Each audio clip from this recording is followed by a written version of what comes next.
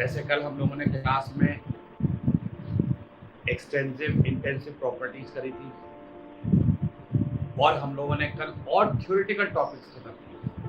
तो कल मैंने आपसे कहा था कि आज हम लोग अपने नेक्स्ट टॉपिक की शुरुआत करेंगे जिसका नाम होगा वर्क डन। ये थर्मोडायनेमिक्स के सबसे इंपॉर्टेंट टॉपिक्स में से माना जाए। ठीक है, तो आप आज की हेडिंग डालने वाले हैं वर्क। अब ये जो वर्क है ये दो जगहों पर हमारे पास में होता है। एक होता है हमारे पास में फिजिक्स के अंदर और एक होता है हमारे पास में केमिस्ट्री के अंदर।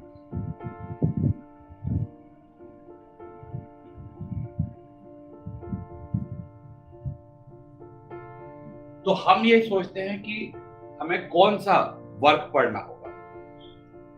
तो फिजिक्स के वर्क और हमारे वर्क में डिफरेंस ये होगा कि केमिस्ट्री के अंदर, इन केमिस्ट्री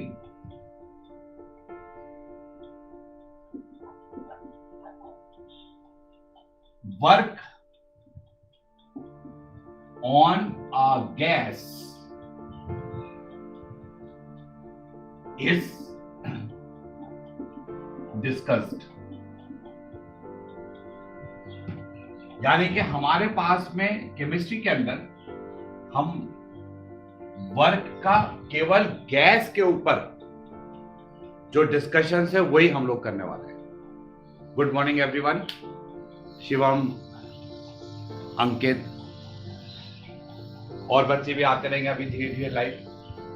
तो ये एक बड़ी खास बात मैंने आपको बताई है। क्या बताई अभी मैंने आपको? कि हमारे पास में एक chemistry work on gases, in chemistry work on gas is discussed. यानी कि हम केमिस्ट्री के अंदर सॉलिड और लिक्विड के ऊपर जो वर्क होता है उसको हम नहीं पढ़ते, उसको आप फिजिक्स में पढ़ने वाले हैं। ठीक है, वर्क ऑन सॉलिड और liquid is not discussed in chemistry। ये याद रखेंगे आप सब लोग। ठीक है, क्योंकि अक्सर मैंने बच्चों ये बात मैं इसको इतने ध्यान से क्यों दिलवा रहा हूं, अक्सर क्या होता है कि हम लोगों ने सब कुछ पढ़ रखा, उसके बाद में फिर जब बात आई तो हमने कहा कि सर फिजिक्स में तो ये बात थी। तो मैंने कहा कि भाई फिजिक्स का वर्क हम लोग नहीं पढ़ रहे।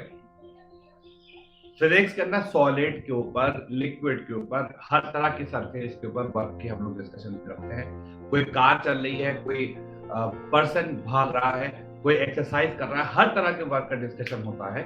यहाँ हमारा जो वर्क डन होगा that is focused only on gases. केवल गैसेस के ऊपर ही हम इसके अंदर डिस्कशन करने जा रहे हैं।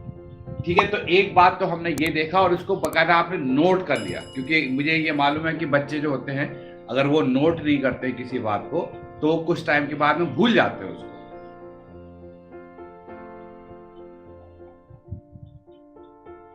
तो इसीलिए आपको ये बात भी नोट कर लेनी है। चलो भाई, अब हम आगे बढ़ते हैं। अब एक बात आपके दिमाग में मैंने बैठा दिया कि आप सिर्फ गैस के बारे में सोचिए, सॉलिड के बारे में भैया हमें नहीं सोचना। सॉलिड के बारे में फिजिक्स वाले लोग सोचेंगे, वो कैसे सोचेंगे वो उसके अंदर जान सकते हैं। अब हमारे पास में यानी कि केमिस्ट्री के अंदर जो वर्क हुआ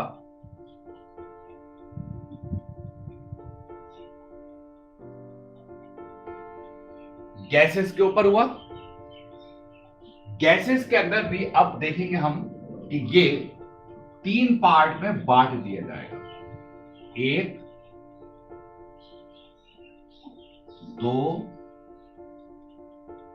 और ये 3। मैं आपको पूरे केमिस्ट्री के अंदर 3 तरह के वर्क पढ़ाऊंगा बस, और कुछ नहीं। तो इसका मतलब क्या होता है जब मैं ये कहता हूं कि 3 तरह के वर्क पढ़ाऊंगा मैं आपको, इसका मतलब ये होगा कि जब कोई क्वेश्चन आएगा, क्योंकि आपको देखिए इस तरह से जो मैं एक फ्लो चार्ट बनाते हुए पढ़वाता हूं, उसके एक फायदा होता है। कंपटीशन के अंदर क्वेश्चन के सॉल्यूशन के साथ साथ जो सबसे इंपॉर्टेंट फैक्टर है वो है टाइम का मैनेजमेंट। हम किसी क्वेश्चन पर कितना टाइम लगा रहे हैं ये सबसे इंपॉर्टेंट है, क्योंकि अप्रोक्सीमेटली आपको एक क्वेश्चन 50 सेकंड में कर देना होगा। उसके लिए आपके पास में कोई भी चीज की पिक्चर बहुत क्लियर होनी चाहिए, जिससे कि आप बहुत तेजी से उसको पकड़ सकें। तो अब जैसे मैंने आपको अगर एक तरीका ये था, मैंने वर्क शुरू करा, मैंने कहा चलो भाई पहले रिवर्सिबल प्रोसेस में पढ़ेंगे, अब हम पढ़ते चले आ रहे हैं। अब जब आप रिवर्सिबल पढ़े तो आपको पता नहीं इसके आगे मैं क्या पढ़ाऊंगा। फिर मैंने कहा चलो भाई इरिवर्सिबल प्रोसेस पे शुरू करेंगे, अब चलो भाई पढ़ लेते हैं। तो अभी भी आपको नहीं पता कितने टाइप के। फिर मैंने आपसे कहा कि भाई एक और टाइप का पढ़ाता हूं मैं, एडियाबेटिक प्रोसेस का, आपने चलो भाई पढ़ लेते हैं। फिर उसके बाद मैंने नया टॉपिक ले लिया। अब आपको ये नहीं पता कि वर्क 3 ही थे या और भी हो सकते हैं जो कि हमको नहीं पढ़ाए गए, या हो सकता है कि टीचर भूल गया हो। तो अब आपको ऐसा कुछ नहीं, अब आपके सामने वर्क के बारे में बता दिया गया 3 तरह के होंगे। यानी कि अब जब सवाल जैसी आप किसी भी क्वेश्चन को देखते हैं, कहीं पर भी देखते हैं, किसी बुक पर, किसी कॉम्पिटिशन पर आया हुआ, किसी टीचर ने पूछा है, फौरन आपका दिमाग 3 में से किसी एक बात के ऊपर आएगा और उसके फॉर्मूले के ऊपर आएगा और सवाल आप देखिए बहुत आसानी से हो जाएगा। तो पहले हमारे पास में जो है फर्स्ट, उसको हम कहते हैं यहां पर irreversible process. Irreversible process, work in irreversible process. दूसरे नंबर के ऊपर हमारे पास में आए work in adiabatic process. Adiabatic process को लेकर के थोड़ा सा झगड़ा रहता है। क्या रहता है झगड़ा इसके ऊपर? एक्चुअली ये कोर्स में मेंशन्ड नहीं है। एडियाबेटिक प्रोसेस का जो वर्क डन है, this is not mentioned in our courses. ना तो हमारे पास में सीबीएसई के अंदर ये मेंशन था क्लास 11th के अंदर, ना हमारे पास में ये आईएससी के अंदर मेंशन था, नीट के और आईटी के सिलेबस में भी मेंशन्ड नहीं है एज सच। तो फिर आप कहेंगे फिर मैं क्यों करवा रहा हूं? एक्चुअली एडियाबेटिक प्रोसेस का जो वर्क है ये फिजिक्स में है, फिजिक्स में तो है। अब अगर ये फिजिक्स में, तो कभी कभार ऐसा हुआ है कि वो क्वेश्चन उन्होंने केमिस्ट्री के अंदर उठा के रख दिया, तो अब केमिस्ट्री के बच्चे कहते हैं सर ये कहां से आ गया, आपने तो पढ़ाया नहीं था। तो अब उनसे मैं कहता हूं कि भैया ये फिजिक्स में आपने नहीं पढ़ा था। तो फिजिक्स में पढ़ा होगा तो बोले सर वहां पे तो पढ़ा था हमने, लेकिन वो केमिस्ट्री में आया तो हमें ध्यान नहीं आया कि फिजिक्स का सवाल भी हो सकता है। तो इसीलिए मैं इसको पढ़ा दूंगा, मैं ही पढ़ाऊंगा इसको, भले ही हमारे कोर्स में, अगर आप नीट का कोर्स देखेंगे, आईटी का कोर्स देखेंगे, तो उसमें ये मेंशन कहीं पर भी नहीं। तो 3 तरह के वर्क डन हम पढ़ेंगे। उतार लिया होगा आपने इरिवर्सिबल प्रोसेस, रिवर्सिबल प्रोसेस और एडियाबेटिक प्रोसेस।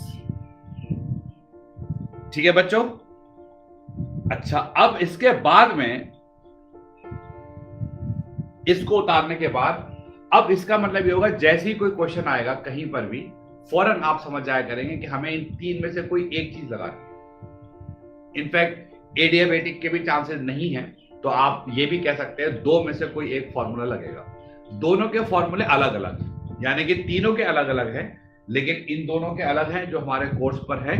तो जैसे ही कोई क्वेश्चन आएगा तो फौरन आपको देखना होगा कि वो क्वेश्चन पूछ रहा है रिवर्सिबल से बेस्ड या क्वेश्चन पूछ रहा है वो इरिवर्सिबल के ऊपर बेस्ड। ठीक है, चलो भाई अब हम एक एक करके इन चीजों को समझना शुरू करते हैं। तो सबसे पहले हमारे पास में क्या चीज आ गई? Work done in irreversible process. तो आज का हमारा पहला यहां से फॉर्मुलेशन अब शुरू होने जा रहा है। ठीक है बच्चों? तो ये आपने उतार लिया होगा, इसलिए मैंने इसको रब कर दिया। Now we start with irreversible process. देखिए अब हम इरिवर्सिबल प्रोसेस से शुरू करने जा रहे हैं। तो हमारा हेडिंग हो गया work in irreversible process, work in irreversible process. चलिए साहब, इरिवर्सिबल प्रोसेस का मतलब क्या होता है? जो प्रोसेस ए से अगर हम बी में कर रहे हैं, उसका पाथ, उसका सिस्टम अलग हो, और बी से में ए के ऊपर करने के ऊपर ये उसी प्रोसेस के ऊपर वापस नहीं आए। इसको हम केमिकल भाषा के अंदर, यानी कि जो मैंने अभी बोला है, ये मैंने आपको एक चलती फिरती भाषा में बोला है। केमिकल भाषा में हम लोग ये कहते हैं कि अगर यहां हमारे पास में वर्क हो रहा है गैस के ऊपर, देखिए गैस के ऊपर वर्क हो रहा है, तो मैंने इसके अंदर पिस्टन बना दिया। ये आप देखेंगे यहां पर मैं इसका पिस्टन बनाने जा रहा हूं। ये अब सब बच्चे ध्यान से देखते हुए चलेंगे। प्रेशर, ये क्या चीज है? पिस्टन। यहां पर मैं लिख देता हूं, दिस इज पिस्टन। और पी प्रेशर, और ये जो है हमारे पास में, ये गैस का वॉल्यूम रहेगा। तो सारा जो खेल है वो प्रेशर और वॉल्यूम का ही होने वाला है। कई बार इसको बुक्स पर प्रेशर वॉल्यूम वर्क भी लिखा हुआ मिल सकता है। ऐसा भी हो सकता है कि ये जो वर्क आपके पास में होगा, ये प्रेशर के चेंज होने के कारण से होगा या वॉल्यूम के चेंज होने के कारण से होगा। तो इसको हम लोग वी यूज्ड टू से प्रेशर वॉल्यूम वर्क, ऐसा भी हम लोग कहते हैं। ठीक है, तो ये इसका निशान देखिए मैंने बनाने के बाद में काट दिया, यानी कि इरिवर्सिबल प्रोसेस को टेक्निकली हम कैसे बोलेंगे, केमिस्ट्री की भाषा में हम कैसे बोलते हैं, तो वो आप देखिए यहां पर मैं क्या लिखूंगा। In equilibrium in irreversible process, अब देखिए मैं जरा डबल आर बार बार इतना लंबा नहीं लिख रहा हूं। इन इरिवर्सिबल प्रोसेस, इक्विलिब्रियम साम्य अवस्था, equilibrium is not maintained between the system and surroundings.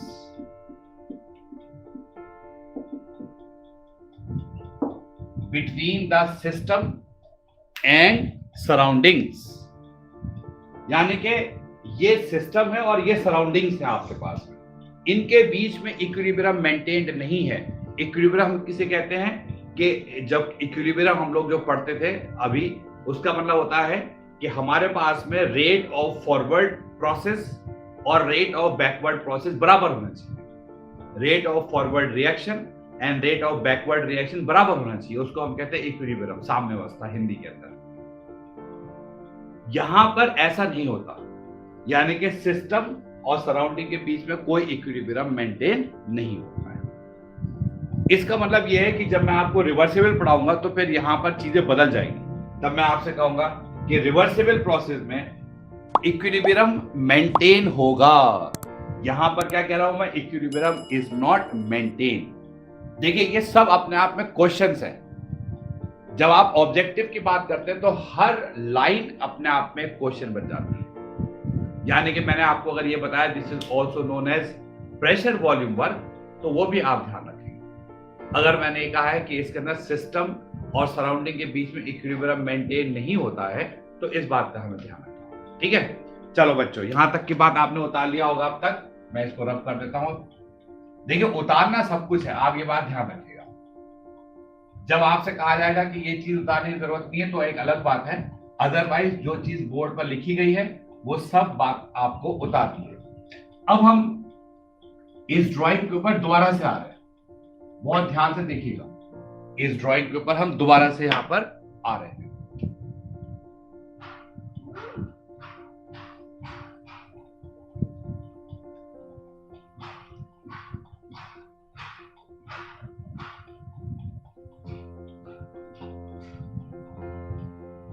ये गैस है, गैस। अब देखिए प्रेशर भी हमारे पास में दो तरह से होंगे। ये जो आप प्रेशर देख रहे हैं ये हमारे पास में एक्सटर्नल प्रेशर है, एक्सटर्नल, EXTERNAL, एक्सटर्नल, यानी कि ऊपर से लगाए जाने वाला प्रेशर, एक्सटर्नल। और उसके अलावा एक प्रेशर जो है वो गैस का भी होगा। ये देखिए आप, ये जो आप देख रहे हैं ना, ये जो गैस है ये भी कुछ प्रेशर अप्लाई करेगी, समझे आप? तो गैस जो प्रेशर अप्लाई करती है उस प्रेशर को हम लोग क्या कहते हैं? इसको हम लोग कहते हैं प्रेशर इंटरनल, इंटरनल प्रेशर कहते हैं इसको हम लोग। गैस के प्रेशर को हम लोग नाम देते हैं इंटरनल प्रेशर, और जो ऊपर से हम लोग फोर्स लगा रहे हैं उसको हम कहते हैं एक्सटर्नल प्रेशर। एक्सटर्नल मतलब बाहर से प्रेशर लगाना, और जो गैस इसके ऊपर प्रेशर अप्लाई करेगी उसको हम लोग कहते हैं इंटरनल प्रेशर। ठीक है बच्चों, चलिए तो आप देखिए हम एक एक स्टेप को धीरे धीरे लेके चल रहे हैं। हम अगर कहीं पर भी बिना समझे आगे बढ़ेंगे तो वो चीज आपको कभी भी परेशान कर सकती है। अब हमारे पास में आता है इसका फॉर्मूला कैसे बनाया जाएगा। तो आपको यहां पर देखिए वर्क का जो फॉर्मूला होता है वो क्या होता है हमारे पास में? वर्क का जो फॉर्मूला होता है वो क्या होता है बच्चों हमारे पास में? फोर्स इनटू डिस्प्लेसमेंट, डिस्प्लेसमेंट कितनी दूरी तक ऑब्जेक्ट चला है, यानी कि ये जो आप प्रेशर लगाएंगे तो आपका ये कितना इसको आपने दबा दिया। अब यहां फोर्स क्या है भाई? Pressure into area, pressure into area, ये है प्रेशर, और ये जो है ये पूरा सरफेस है, प्रेशर इनटू एरिया। अब डिस्प्लेसमेंट का क्या मतलब हुआ? ये जो आपके पास में पहले यहां तक था ये सपोज करिए नीचे तक आ गया। देखिए आप ध्यान से, प्रेशर लगाने के बाद मैं जरा इसको यहां पर बनाने वाला हूं अब, और ये यहां तक आ गई है सब आप।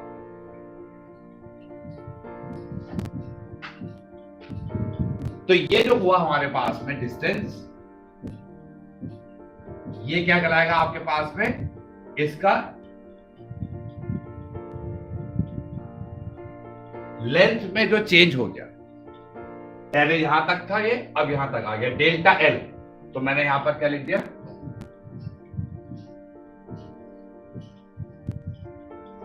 ठीक है।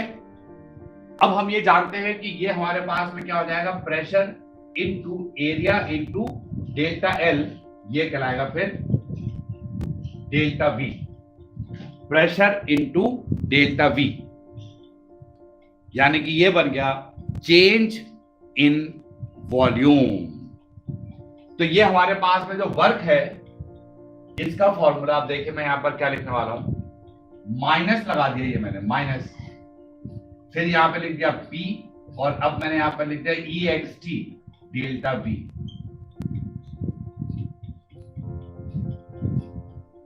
ये देखिए मैंने यहां पर लिख दिया एक्सटर्नल प्रेशर। क्या लिख दिया मैंने यहां पर? External pressure.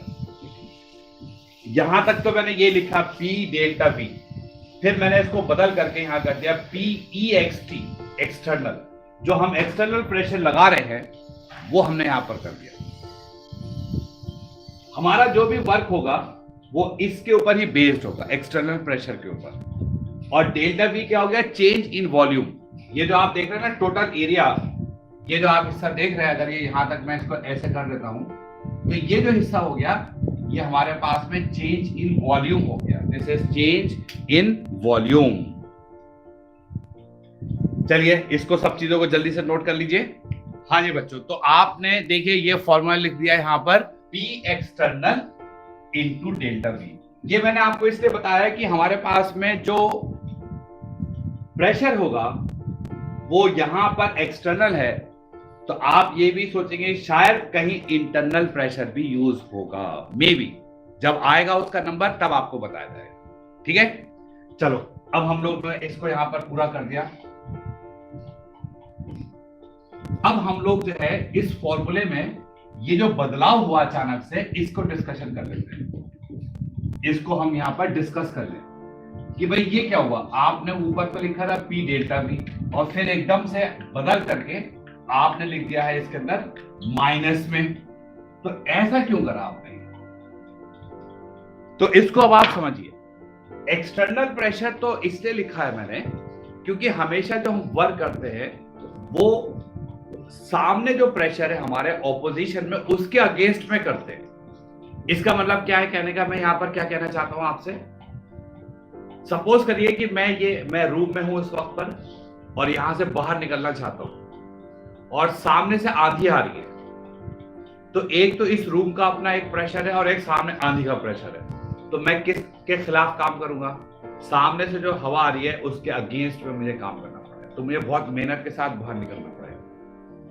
सपोज करिए आप साइकिल चला रहे हैं और सामने से आंधी आ रही है, सामने से हवा आ रही है, तो आपको उस हवा के ऑपोजिशन में काम करना पड़ेगा। और अगर आप उल्टा काम कर रहे हैं, मतलब उधर से, और आपके अब जब ऑपोजिट डायरेक्शन में आप चलाएंगे तो आंधी आपको सपोर्ट करेगी। तो अभी वर्क हमें किसके खिलाफ करना पड़ता है? आपको सोच करके देखिए। देखिए ये जो मैं भी एग्जांपल दे रहा हूं उसको आप अच्छी तरह समझ लीजिए कि अगर सामने से आंधी आ रही है तो मुझे बहुत मेहनत करनी पड़ेगी, अपनी साइकिल को चलाने के लिए बहुत मेहनत करनी है, तो मेरा वर्क ज्यादा होने वाला है।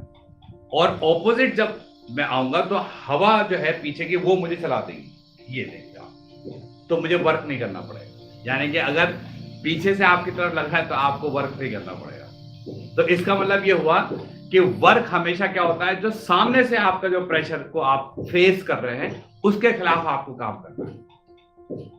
ठीक है, तो इसीलिए हमने यहां पर क्या लिख दिया है, पी एक्सटर्नल। एक्सटर्नल प्रेशर के खिलाफ, सामने से जो आपके पास में प्रेशर लगेगा उसके खिलाफ। ठीक है, यानी कि ये हाथ को मैं आगे मूव करना चाह रहा हूं, देखिए ऐसे, लेकिन हुआ क्या, ये मैंने प्रेशर लगा दिया, इधर से भी प्रेशर आ रहा है, ये अब ये हाथ तो इधर कर रहा है पीछे, और मैं इसको, तो ये मेहनत चल रही है, देखिए बहुत जोर से लगा रहा हूं, ये आगे जा रहा है। तो ये एक्सटर्नल प्रेशर के खिलाफ मैं काम कर रहा हूं। ये चलिए, ये बात आपने कहा, चलो मान ली बात कि एक्सटर्नल प्रेशर जो सामने से हमारे पास में होगा उसके खिलाफ हम काम करेंगे। लेकिन माइनस में क्यों ले लिया फिर आपने अचानक? माइनस में क्यों लिया हम? माइनस में, अब देखिए माइनस का रहस्य आज आप जब सीखेंगे तो ये पूरी केमिस्ट्री में चलेगा। अगर कोई भी स्टूडेंट इसको भूल गया तो वो बहुत बड़ी बेवकूफी का काम करेगा। अब देखिए आप, हमारे पास में माइनस का, यानी कि जो माइनस लगा हुआ है इसको हम लोग क्या कहते हैं, sign convention. This is known as sign convention. Sign convention का मतलब हम लोग यहां पर अब सीखने जा रहे हैं। तो वर्क जो है वो हमारे पास में, देखिए पहले नंबर पे मैं यहां पर लिखता हूं एक्सपेंशन। एक्सपेंशन में क्या होता है? एक्सपेंशन के अंदर work is done by the system, और नंबर 2 पर अब हम किसी चीज को कंप्रेस कर रहे हैं, दबा रहे हैं, कंप्रेशन, इसको हम कहते हैं work is done on the system. तो दो तरह के वर्क है हमारे पास में। एक वर्क पर हम देखते हैं, हमने लिखा work is done by the system, और दूसरी तरह का हम देखते हैं work is done on the system. यानी कि अगर आप सपोज करिए एक्सपेंशन कर रहे हैं, यानी कि अभी जो मैंने आपके सामने ड्राइंग बनाई थी उसमें क्या था, अगर आपकी वो जो गैस है वो एक्सपेंड कर रही, देखिए पहले यहां तक थी ये, अब ये एक्सपेंड कर रही है, तो एक्सपेंड करने में क्या होगा, गैस वर्क करेगी, गैस वर्क करेगी, समझ गए आप या नहीं? एक्सपेंशन में गैस वर्क करती है, और इस वक्त के ऊपर हम वर्क को सिंबल बना दिया हमने, उसका साइन कन्वेंशन बना दिया हम लोगों ने निगेटिव। अगर कहीं गैस एक्सपेंड करती है तो हम उस वक्त में वर्क डन को क्या लेने वाले हैं, निगेटिव लेने जा रहे हैं, तो it will be taken as negative. तो वर्क जो है हमारे पास में, it is taken as negative. ये बात सब लोग खूब अच्छी तरह से दिमाग में बिठा देंगे। But if the gas is compressed, ये गैस थी, अब आप ऊपर से प्रेशर ज्यादा लगा रहे हैं, ये कंप्रेस हो रही है, इतनी हो गई है गैस, तो दिस इज कंप्रेशन। कंप्रेस जब हम किसी गैस को करते हैं तो वहां पर हम वर्क जो है उसको हम पॉजिटिव में लेंगे, ये देखिए। तो ये हमारा जो है साइन का कन्वेंशन हमने पहले चूज किया है। साइन का कन्वेंशन का मतलब ये हो गया कि अगर कहीं गैस एक्सपेंड कर रही है तो वर्क आप माइनस में लिया करेंगे, और अगर कहीं पर गैस जो है वो कंप्रेस कर रही है तो आप उसको पॉजिटिव में लेने जा रहे हैं। ठीक है, उतारिए, इस बात को नोट कर लीजिए जल्दी से। अब इसको नोट करने के बाद में कोई बच्चा कहता है सर फिर तो इसका मतलब ये हुआ कि आपने जब, क्योंकि वर्क के फॉर्मूले में निगेटिव लगा दिया है, इसका मतलब ये हुआ कि आप जो है वो सारा ही जो वर्क है वो निगेटिव होने का मतलब क्या, कंप्रेशन का ले रहे हैं आप, सारा का सारा सब कंप्रेशन के ले रहे हैं आप? तो मैंने कहा नहीं, ऐसा नहीं। तो बच्चा कहेगा सर लेकिन आपने तो माइनस पी डेल्टा वी लिख दिया। तो हम इस रहस्य को भी अब यहां पर खोलने जा रहे हैं कि हम इस फॉर्मूले के अंदर, वर्क के फॉर्मूले में माइनस में ही हम क्यों लिखते हैं, तो माइनस में ही हम क्यों लिखेंगे, ये अब हम यहां पर समझने जा रहे हैं। ठीक है बच्चों, देखिए आप,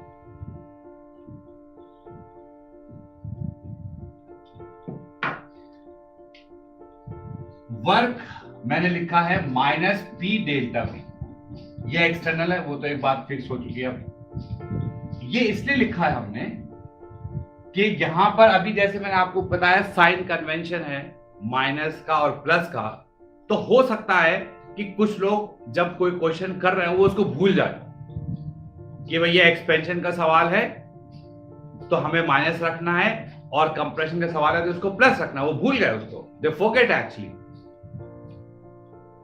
तो अभी हमने ये कहा कि आप रखो ही मत कोई साइन, ना आप माइनस रखोगे ना आप प्लस रखोगे, आप जो है वो केवल इस फॉर्मूले को रखेंगे, दैट्स इट।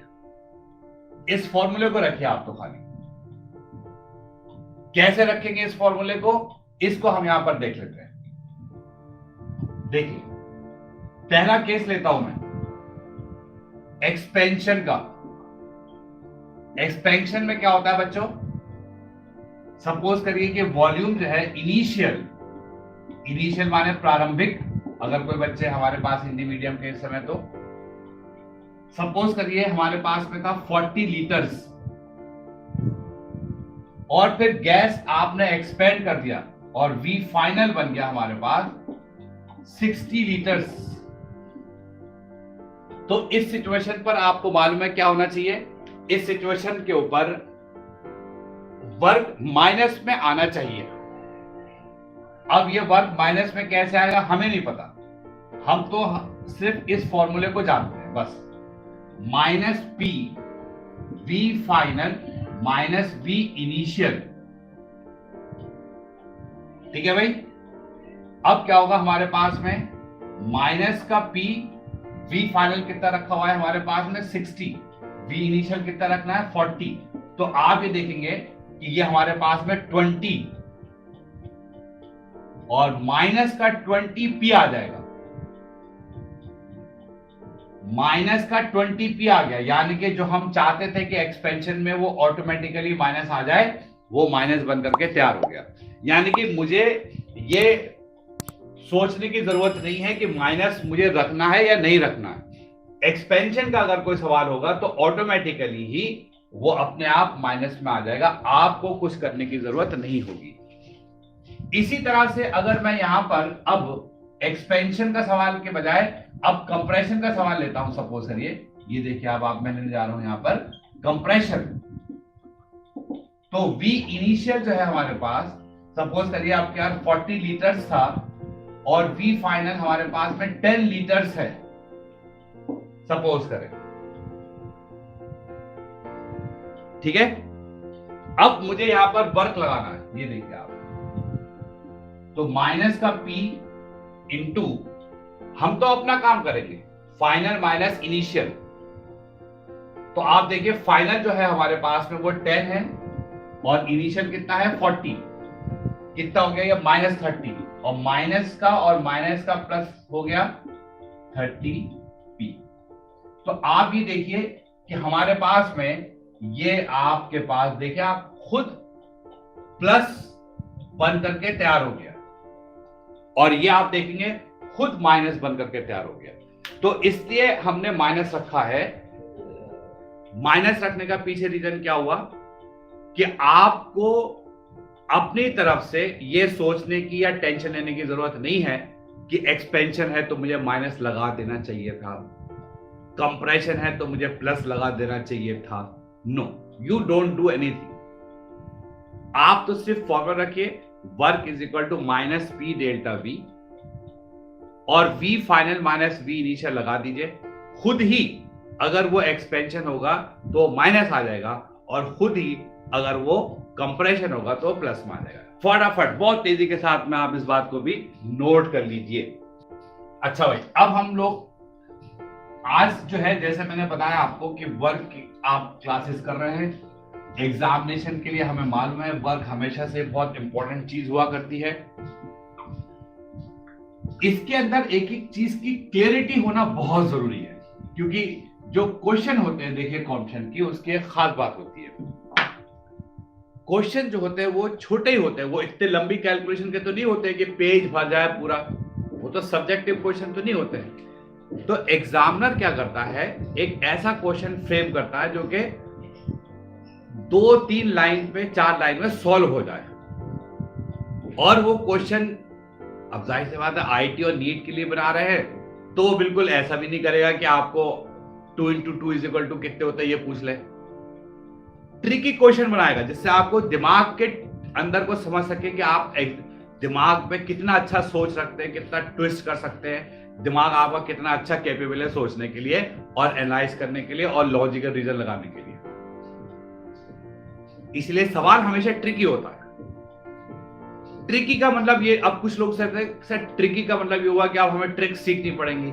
मेरा कहने का मकसद ये है कि ट्रिक्स जो होती हैं वो किसे कहते हैं, हर बात की, हर फंडामेंटल बात की अगर आपका नॉलेज है तो वही ट्रिक होती है। कुछ लोग सोचते हैं ट्रिक के लिए कोई अलग से किताब पढ़नी पड़ेगी, ऐसी बेवकूफी की बात मत सोचिए आप। हर फंडामेंटल बात की नॉलेज है, उसी से हम हर किसी का शॉर्टकट बना के सवाल करते हैं। लेकिन अगर आपको फंडामेंटल बात की नॉलेज नहीं है, बेसिक्स क्लियर नहीं है, तो फिर आपके लिए सब चीजें बेकार हो जाती है। तो अब आप ये देखिए कि मैं यहां पर आपको क्या बात बताने जा रहा हूं, यूनिट्स ऑफ वर्क। ये हमारे लिए काफी इंपॉर्टेंट हो जाएगा। यूनिट्स ऑफ वर्क,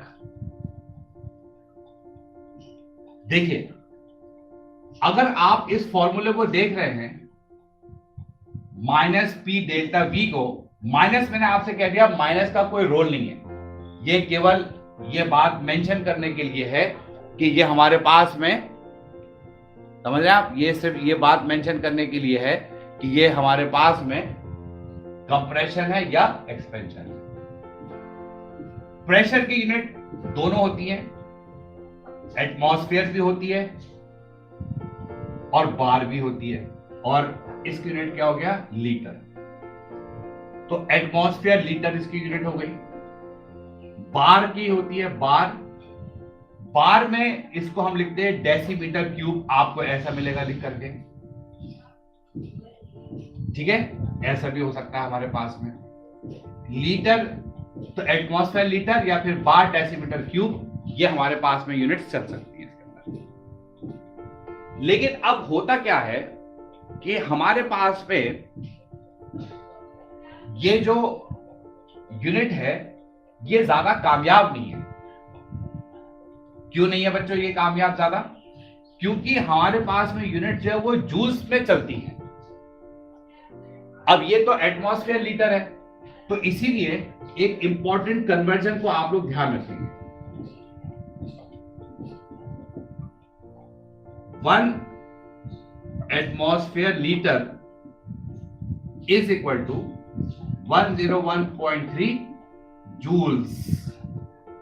अगर किसी स्टूडेंट को ये याद नहीं रहा तो वो बहुत बड़ी बड़ी गलतियां इस चैप्टर में करने जा रहा है। तो ये आप याद रखिए, जब आप क्वेश्चन को सॉल्व करेंगे तो ये एटमॉस्फेयर लीटर ही आएगा, लेकिन हमारे को क्वेश्चन में हमेशा ऑप्शंस दे रखे होते हैं, वो जूल्स में होते हैं।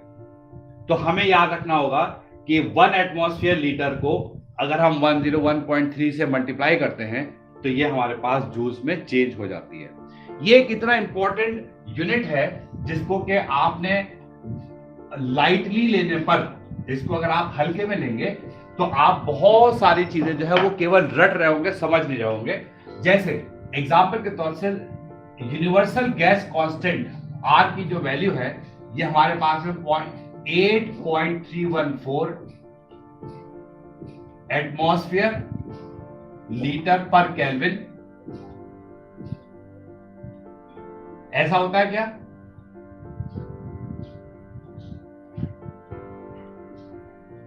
आर की यूनिट देखिए, अब आपके दिमाग में मैं थोड़ा सा जोर पड़वा रहा हूं। आप कहेंगे कि सर ये तो हमने ऐसे पढ़ी है, R is equal to 0.0821 atmosphere litre पर केल्विन। मतलब आर की 2 यूनिट्स पड़ी है। अब आप कहेंगे साहब इसमें से देखिए, मैंने जो ऊपर लिख रखा था ये आपसे मैंने पूछा, तो आप में से कुछ बच्चे सोचेंगे कि नहीं यार ये तो नहीं पढ़ी है, हमने पढ़ रखी है जूल्स पर केल्विन। तो अब सवाल ये पैदा होता है कि ये 0.0821 से ये 8.314 कैसे बनी है। तो आज आप इस सीक्रेट को भी समझ लेंगे। देखिए अभी मैंने आपको क्या बताया, एटमॉस्फेयर लीटर पर केल्विन, तो this is 0.0821 into 101.3 joules per kelvin. अब आप इसको मल्टीप्लाई कर दीजिए, मल्टीप्लाई करके ये चीज आ जाएगी 8.314 जूल्स पर केल्विन। देखा आपने ये? तो इस तरह से आर की जो 2 यूनिट हैं वो आपको समझ में आई है कि वो क्यों बदला हुआ है। अभी तक आपने रटी थी, ईमानदारी की बात यह है, अभी तक आप सिर्फ रट रहे थे कि आर की जो यूनिट है वो 0.0821 एटमॉस्फेयर लीटर पर केल्विन होती है और आर की यूनिट 8.314 जूल्स पर केल्विन होती है। ऑनेस्टली स्पीकिंग आप इसको रट रहे थे। अब आज जो है हमने समझा हम इसको रटेंगे नहीं, याद करेंगे समझ करके। रटना, मैं 2 वर्ड बोलता हूं। रटना एक चीज होती है जिसमें आप कुछ समझते नहीं है, कुछ सोचते नहीं है। जैसे इंग्लिश के अंदर आप ग्रामर, वो इंग्लिश के अंदर आप प्रोज, पोएम, ये सब चीजें रट करके जाते हैं, समझने को मतलब नहीं। दिस इज द डेफिनेशन, ये हमारे पास में डेफिनेशन है, ये पैराग्राफ है, ये पोएम है, हमने रट लिया, दैट्स इट। वो रटना कहलाता है।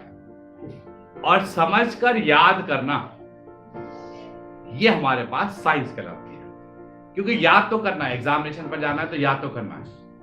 तो अब आपने अभी तक तो ये रट रखा था भाई इतना इतना, दैट्स इट। अब आपके समझ में आ गया 0.0821 ये एटमॉस्फेयर लीटर में 101.3 जूल्स आ गया, तो ये 8.314 जूल्स पर केल्विन हो जाएगा।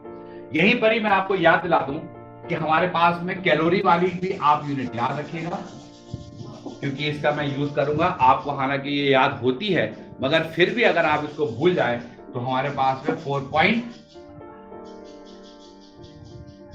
कितनी होती है, 4.2 कोई मुझे बताने वाला है अभी आप में से जो बच्चे?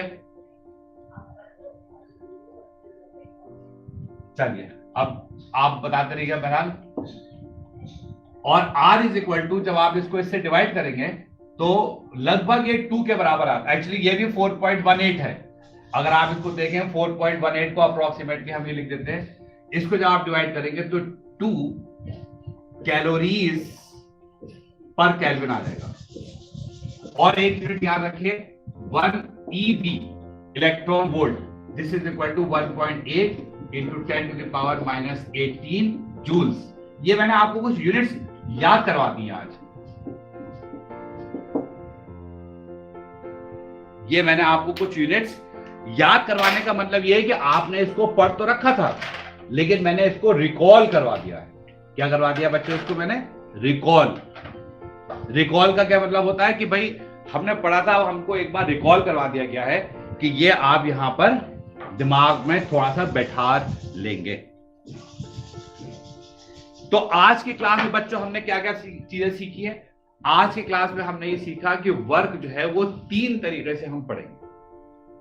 इरिवर्सिबल, जिसके अंदर सिस्टम और सराउंडिंग में कोई भी इक्विलिब्रियम मेंटेन नहीं होगा। रिवर्सिबल, जिसका नंबर कल आएगा। एडियाबेटिक, जिसका नंबर परसों को आएगा। ठीक है। फिर हमने उसका फॉर्मुलेशन सीखा है, और सबसे इंपॉर्टेंट बात यह बता दी गई है कि आप यहां पर वर्क केवल गैस के बारे में ही करने जा रहे हैं। सॉलिड और लिक्विड के लिए आपको फिजिक्स में पढ़ना होगा। और आपको ये बताया गया कि फॉर्मुलेशन कैसे होती है, तो पी डेल्टा वी आपको बताया गया। पी डेल्टा वी कैसे निकलता है उसके बारे में आपको सब बातें बता दी गई। एक्सपेंशन में क्या होता है, कंप्रेशन में क्या होता है, एक्सटर्नल फोर्स क्यों लेते हैं, और सारी यूनिट्स बता दी गई। ठीक है। चलिए अब हम लोग नेक्स्ट टॉपिक तो कल करेंगे, लेकिन अभी क्लास खत्म करने से पहले बहुत ही इंपॉर्टेंट मैसेज है, बहुत ही इंपॉर्टेंट। कल सैटरडे है, ट्रायल क्लासेस कल खत्म हो जाएगी। Tomorrow will be the last day. कल आखिरी दिन होगा आपका। इसके बाद में जो क्लासेस होंगी वो आपके लिंक आपके पास आएगा, उसको आप क्लिक करेंगे, उसके थ्रू होगी। आपको मंडे से फीस भी जमा करानी है, जिससे कि आप स्टडी मटेरियल लेकर के जा सकते हैं। मंडे से आप अपनी फीस जमा कर दिए ऑफिस में, वहां से आप स्टडी मटेरियल लेंगे और घर पे पढ़ाई करेंगे। आप फीस 1-2 दिन में आगे पीछे हो सकती है, लेकिन क्लास का मतलब होगा कि अब आपके यहाँ लिंक आके ही होगा। मैं ये नहीं कह रहा हूं कि जिसकी फीस नहीं आई है उसको लिंक मैं नहीं भेजूंगा, लेकिन अभी आपको 1-2 दिन 3 दिन, क्योंकि मंडे को आप ऑफिस में जाएंगे, हो सकता है कोई बच्चा मंडे को नहीं जा पाए, ट्यूसडे को चला जाएगा, कोई बच्चा हो सकता है कि वेडनेसडे को चला जाएगा, तो आप वो 2-3 दिन ले सकते हैं, वो कोई इश्यूज नहीं है। ज्यादा से ज्यादा 2 या 3 दिन हम आपको अलाउ कर देंगे कि आप, लेकिन लिंक आएगा आपके पास। मंडे को आप ये क्लास फ्री टू ईयर नहीं होगी। मंडे को it will not be free two year. उसके लिए आपको क्या करना पड़ेगा? उसके लिए आपको यह करना पड़ेगा कि आप आज से ही क्लास खत्म होने के बाद, क्योंकि कल थोड़ा सा फिर उसमें लोग भेजेंगे ज्यादा, तो मुझे एकदम से भीड़ लग जाती है, ऑफिस वालों को भी दिक्कत होती है। तो आपका एक ग्रुप बन जाएगा। ठीक है, आपका एक ग्रुप बना देंगे हम, और ग्रुप जो है इस नंबर से बनेगा 9897608785। 2 नंबर से ये ग्रुप ऑपरेट होगा, 9897608785।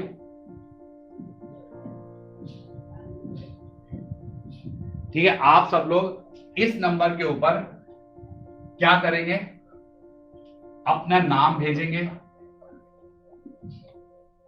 और आप नीट की तैयारी करना चाहते हैं या आईआईटी की तैयारी करना चाहते हैं, इन दोनों में से आप लिख करके भेजेंगे। नीट और आईआईटी लिखेंगे आप इसमें, नीट और आईआईटी। तो आपको अपना नाम, नीट और आईआईटी, और उसके अलावा आपको स्कूल जरूर लिखना होगा अपना, और बोर्ड लिख दीजिएगा आप। वैसे तो कि आप किस बोर्ड से हैं, यूपी बोर्ड से है, सीबीएसई बोर्ड से है, या आईसीएसई बोर्ड से। स्कूल का नाम जरूर मेंशन करिएगा आप, इससे हमें ये पता चल जाता है कि भाई बच्चे जो है वो कौन से स्कूल के हैं, क्योंकि कुछ बच्चे सपोज करिए कि मुरादाबाद के किसी स्कूल के हैं, कुछ बच्चे बाहर के हैं, तो ये हमें आपको आगे हेल्प करने में काफी आसानी होती है। ठीक है, तो आप जो है वो जरूर याद से, मैं आपको रिपीट कर रहा हूं, याद से इस नंबर पर अपना मैसेज भेज दीजिए। मैसेज करना आपको केवल व्हाट्सएप, कॉल वॉल नहीं करनी है, ना टेक्स्ट मैसेज करना है, केवल व्हाट्सएप। हर स्टूडेंट को, कोई ये ना सोचे सर मैं तो आपको पहले ही बता चुका हूं, पहले नहीं, आपको अब फ्रेश सब लोगों को बताना है। 9897608785 के ऊपर आप व्हाट्सएप करिए हमें अपना नाम, नीट या आईटी कुछ भी आपका होगा उसके अंदर आप लिख देंगे, स्कूल और बोर्ड। हम एक ग्रुप बना देंगे, मंडे को आपके हाथ में लिंक आ जाएगा। आप ये मत सोचिए कि ये जो आप नंबर भेजेंगे तो जब हमारी फीस जमा होगी तभी लिंक आएगा, अभी मंडे को ऐसी कोई परेशानी नहीं, क्योंकि जाहिर सी बात है कल हमारे पास में जब ये खत्म होगा तो मंडे को आप किसी वक्त पहुंच पाएंगे ऑफिस फीस जमा करने, या ट्यूसडे को किसी समय पहुंच पाएंगे, तो लिंक आपको मिलेगा। ऑफिस आप जाएंगे तो आपको स्टडी मटेरियल पूरा मिलेगा वहां से, और आप उसको लेकर के जा सकते हैं। ठीक है बच्चों, तो आज की क्लास हम यहीं पर ही खत्म करते हैं। ये मैसेज बहुत इंपॉर्टेंट था, इसको आप जरूर फॉलो कर लेंगे। सब लोग अपने अपने नाम के मैसेज भेज देंगे मुझे, तो मैं आपको मंडे से इसके ऊपर ही भेजने वाला हूं। तो अभी के लिए गुड बाय। कल हम लोगों ने सैटरडे का दिन वैसे आपका टेस्ट के लिए रखा हुआ है, लेकिन कल तो टेस्ट नहीं हो सकता आपका, क्योंकि अभी तो आपकी क्लास स्टार्ट हुई है, तो इसीलिए कल हमारी रेगुलर क्लासेस होने वाली है, और मंडे को फिर आपको लिंक के साथ में ये क्लास होगी। ठीक है, तो अभी के लिए गुड बाय। अब हमारी दूसरी क्लास शुरू होगी फिजिक्स की थोड़ी देर के बाद में।